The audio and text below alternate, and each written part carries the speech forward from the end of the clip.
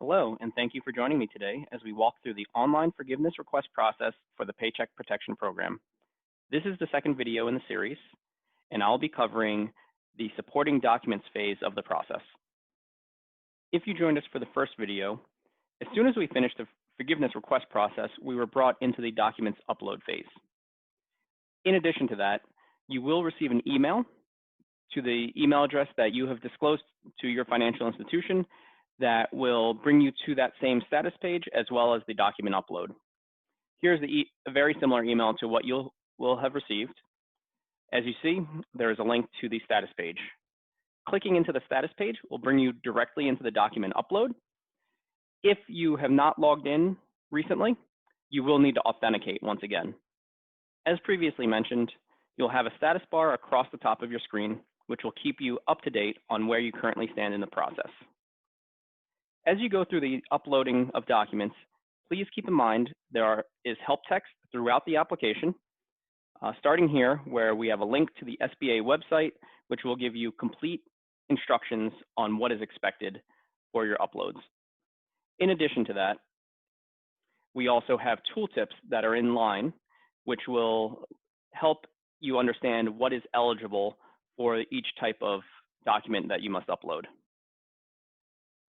There are 8 types of files that will assist your financial institution in determining whether you are eligible for forgiveness. We have cash compensation, tax forms, health insurance and retirement contributions, average number of full-time employees, mortgage interest payments, rent or lease payments, utility payments, and other documents.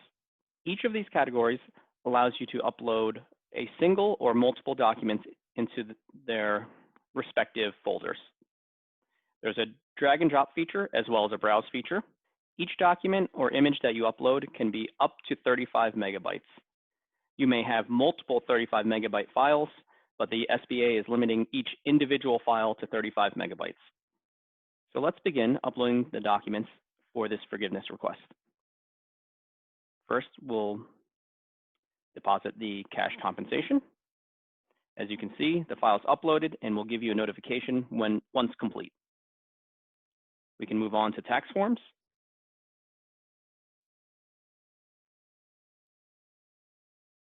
Health insurance.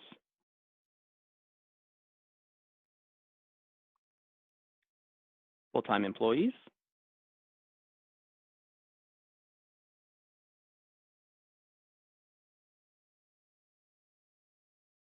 Business rent and lease. In each section, you are not required to upload documents if they are not applicable. In this case, I've uploaded the rent and or lease payments, but since I do not have a mortgage, I'm not uploading any mortgage interest payments. And lastly, let's upload the business utilities.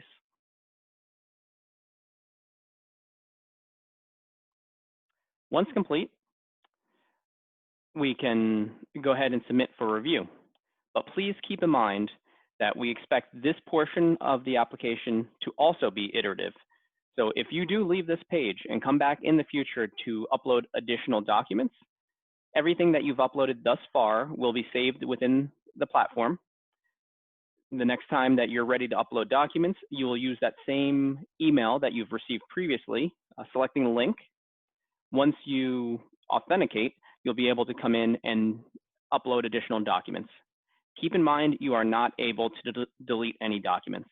If there is anything that was erroneously uploaded, you will need to reach out to your financial institution. So let's go ahead and submit this for review. Once submitted, we'll be brought back to the screen that will give you the status. As you've noticed, we have gone through the calculation process, the upload process, and now it is in the bank review process. The documents that you've just submitted are going to your bank along with the application so that their teams can review the information and ensure that it is correct. Your financial institution does have 60 days to review this documentation.